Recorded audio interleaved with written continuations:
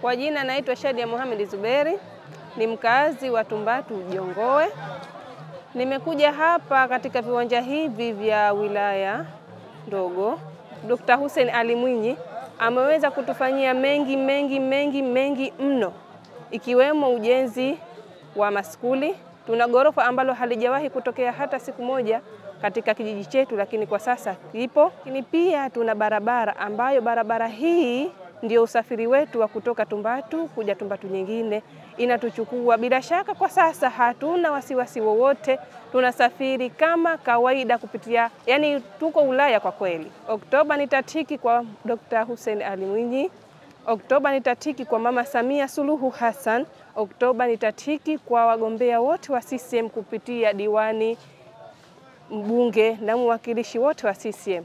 CCM oye! Oktoba tunatiki.